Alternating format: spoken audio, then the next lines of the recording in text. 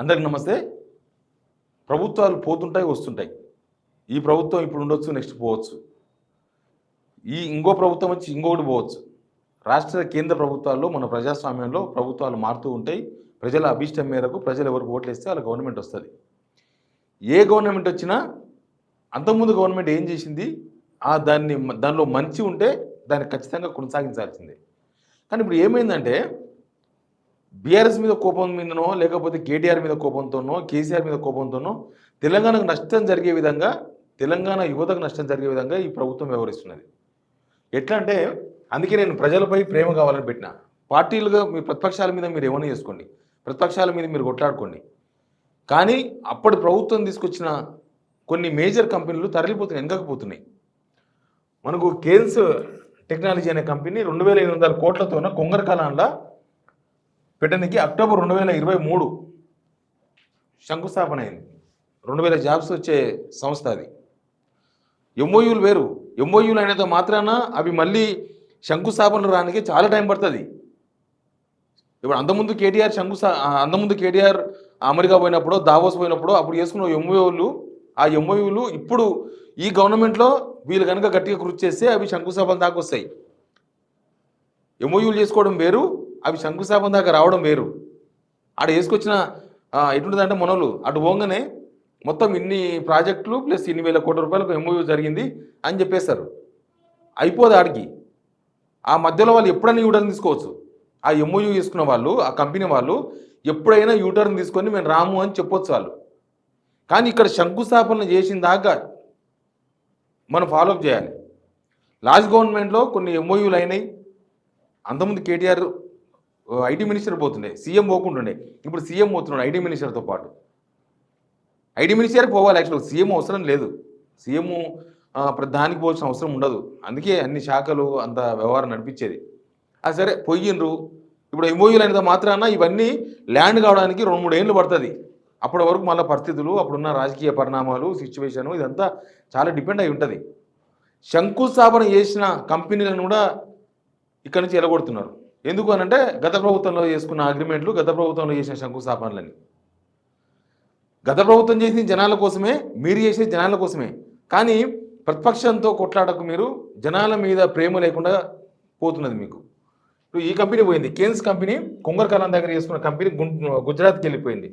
Corning సంస్థ 434 కోట్లతోన September 2023లో శంకుస్థాపన చేస్తే అది చెన్నైకి పోయింది.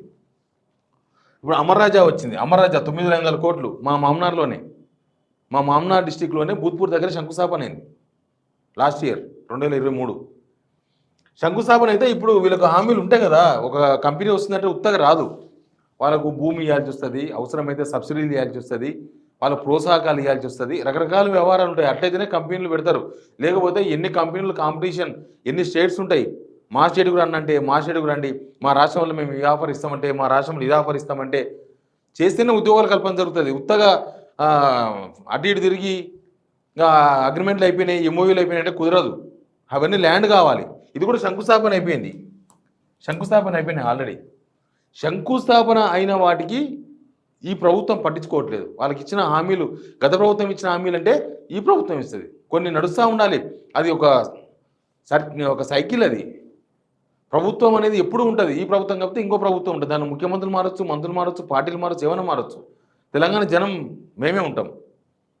కాబట్టి తెలంగాణ జనం మీద ప్రేమ ఉండాలి. ప్రతిపక్షాల మీద కోపం ఉంటే సరిపోదు, జనాల మీద ప్రేమ ఉండాలి.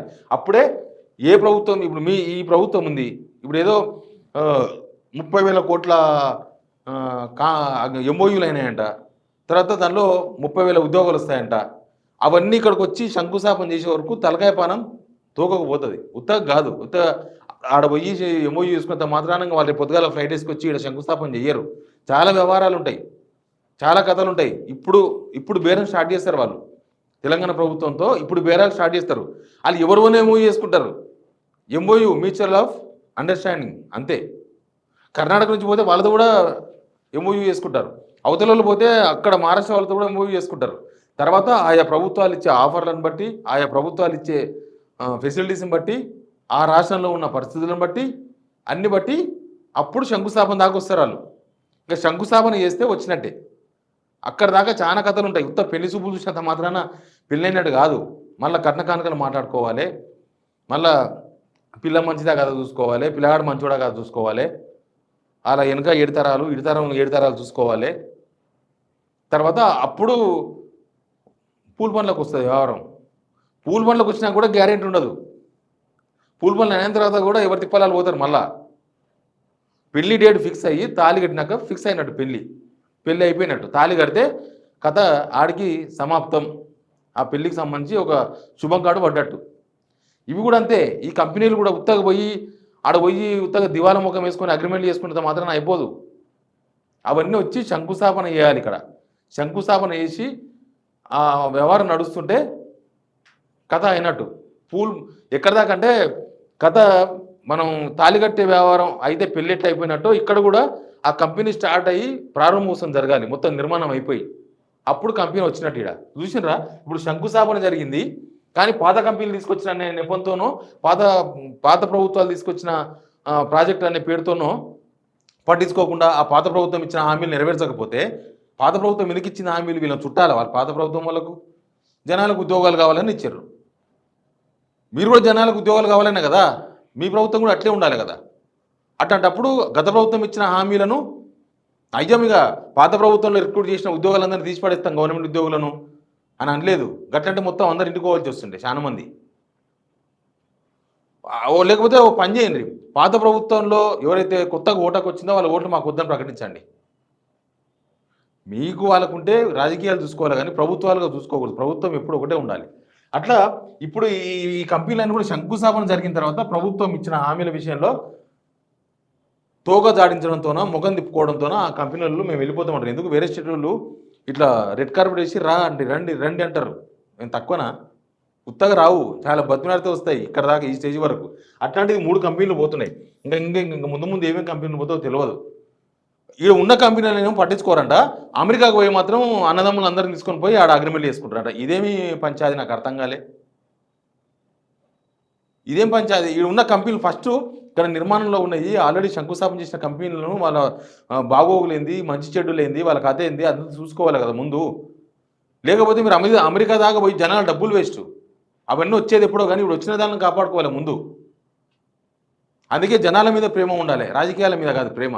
ఇప్పుడు శంషాబాద్ ఎయిర్పోర్టు, రాజీవ్ గాంధీ ఎయిర్పోర్టు అంతకుముందు వైఎస్ రాజశేఖర్ ఉన్నప్పుడు పూర్తయింది. ఇక అది ఆయన వైఎస్ రాజశేఖర్ మన రాష్ట్రమే కాదు, లేకపోతే ఆయన మా పార్టీ ముఖ్యమంత్రే కాదు. మా పార్టీ ఉన్నప్పుడు అది స్టార్ట్ చేయాలి, ఎందుకన్నా ముందు స్టార్ట్ చేసింది కాబట్టి మేము శంషాబాద్ ఎయిర్పోర్ట్ వాడుకోం అంటే నడుస్తుందా? అట్లా నడవదు కదా. కాబట్టి ఏ ప్రభుత్వం వచ్చినా ఏ ప్రభుత్వాలు ఉన్నా ఆ ప్రభుత్వాలుగా జనాల కోసం పనిచేయాలి, జనాల మీద ప్రేమతో ఉండాలి అని చెప్తున్నాను. Please subscribe signal TV.